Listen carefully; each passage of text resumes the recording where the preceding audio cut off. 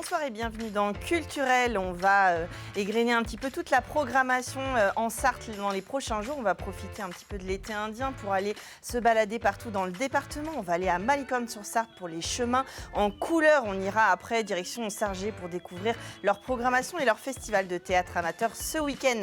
Puis direction la Ferté-Bernard pour savoir ce qui va se passer à la laverie, quelles sont les prochaines expositions à découvrir. Et puis à Fresnay-sur-Sarthe, dans la galerie de l'Armature pour découvrir de l'art optique.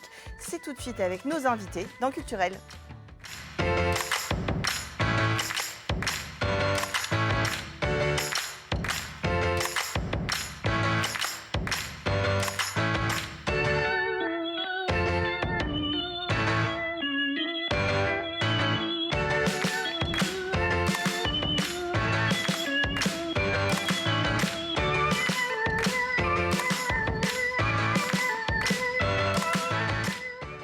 Les 7 et 8 octobre prochains, c'est la 15e édition des Chemins en couleur à Malicorne-sur-Sarthe. J'ai le plaisir de recevoir Laurence Mazra. Vous êtes la présidente de l'association Malicarde. Bonsoir. Bonsoir. Vous êtes accompagnée de... Pardon, je lis mon truc alors que je vous connais en plus. Bettina Appel, vous êtes artiste et vous exposez aussi pendant ce week-end. Et Clélia Chotard, bonsoir. Vous êtes artisan d'art, bijoutière, on va en parler dans un instant. Mais avant, c'est donc la 15e édition de ces chemins en couleur. Qu'est-ce qui va se passer les 7 et 8 octobre prochains à Malicorne ? Alors donc effectivement, c'est la 15e édition cette année. Donc nous voulions fêter cette 15e édition en proposant au public une fresque participative qui sera installée sur le parvis du musée. D'accord. Et sur laquelle pourront s'exercer ou proposer leur création tout public, enfants et adultes.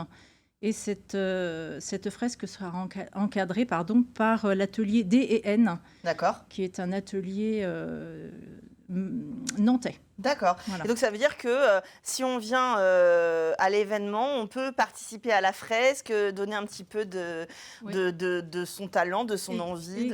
Exactement. Tout le matériel sera fourni, donc peinture, pinceau.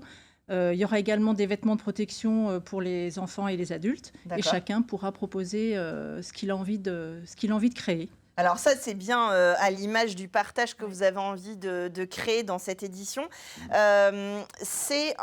C'est pas vraiment un salon, c'est Malicorne, pour ceux qui connaissent pas, est un village qui regorge d'artisans d'art. Et là, vous en invitez d'autres pour vraiment faire connaître des artisans, des artistes qui viennent du département. Oui, ça peut être du département, ça peut être des régions limitrophes également. C'est vrai qu'on est très heureux cette année d'accueillir plus de 70 artistes. Oui, c'est ça, c'est ce que je voyais, parce qu'au fur et à mesure des échanges, le nombre montait. Donc, c'est ça, donc on est vraiment très, très contents. Alors, ça peut être des artistes, des artisans d'art, des créateurs en général, qui vont parler, expliquer en fait leur démarche, leur concept et présenter leurs œuvres, on va dire, leurs réalisations à tout public. Et l'année dernière, on a pu accueillir une 60aine d'artistes, là, cette année un peu plus, et puis un grand nombre de visiteurs. Franchement, on a très souvent de la chance avec la météo. On a souvent un beau soleil qui devrait s'annoncer aussi. Et on va voir beaucoup de monde, on l'espère. Et on invite tous les Sartois à venir en nombre le week-end prochain. Alors, c'est vrai qu'en plus, c'est plaisant parce que Malicorne, c'est une petite... c'est une petite cité de caractère. Je ne sais pas si elle a le titre de cité de caractère, mais en tout cas, c'est un joli village. Il y a de la restauration, on peut pique-niquer, il y a des aires de jeu. C'est très joli. Il y a ce musée, évidemment, de la faïence et de la céramique. Bref, c'est un lieu qui est propice à la découverte et à la flânerie artistique.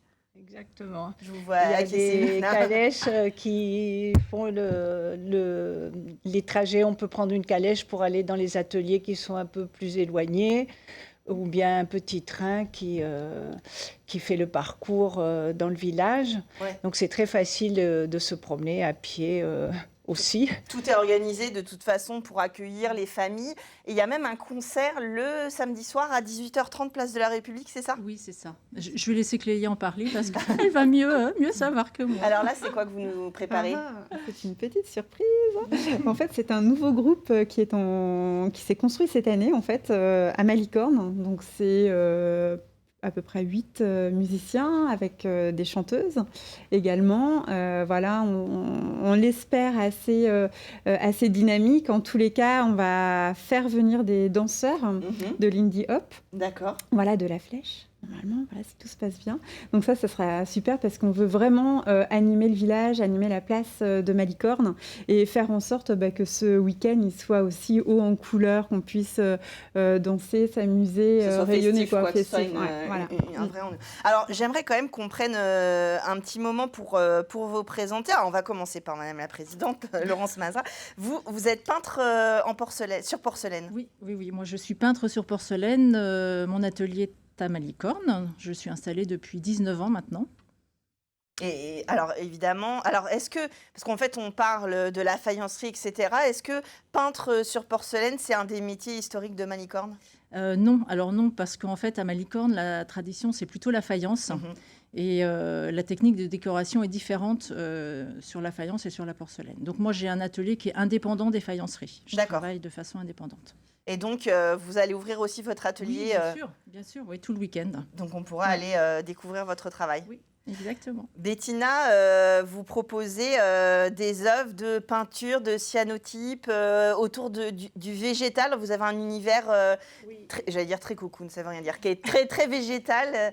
Oui, tout à fait. Et on rentre à travers, on passe par le jardin pour arriver dans la salle d'exposition. Donc, on a du végétal à l'extérieur et à l'intérieur aussi. Il y a aussi quelques céramiques et des dessins. Oui, alors c'est ça qui est très original en plus, c'est que vous mêlez tous ces médiums. Et alors la céramique, des fois, prend l'empreinte de choses très légères, de végétal. C'est vrai que c'est assez perturbant quand on voit votre travail où finalement on a cette impression de légèreté. La céramique, on ne peut pas dire que ce soit le matériau le plus léger pour créer. Non, je triche. C'est ça. Et le cyanotype, c'est l'impression bleue, là, c'est un peu comme le système photographique. Oui, une technique très ancienne du 19e siècle qui est remise un peu à l'ordre du jour. Beaucoup d'artistes s'en servent, donc c'est un médium que j'utilise comme l'aquarelle ou l'acrylique. Bon, et les œuvres aussi à découvrir au fond de votre jardin, si j'ai bien compris, les 7 et 8 octobre. Clélia, vous proposerez d'ouvrir aussi, alors votre atelier, il est en face du musée, c'est ça? Où on peut découvrir vos bijoux comme ceux que vous portez aux oreilles, qui, eux, s'inspirent de l'histoire de Malicorne, parce que c'est à partir de faïences anciennes, c'est ça? Oui, c'est vrai que la base du projet de l'atelier Vézanne, c'est en ayant retrouvé des tessons de faïence dans la terre de notre jardin et dans la Vézanne, d'où l'atelier Vézanne. Donc on a retrouvé des vieux morceaux de faïence dans le lit de la rivière, le petit ruisseau.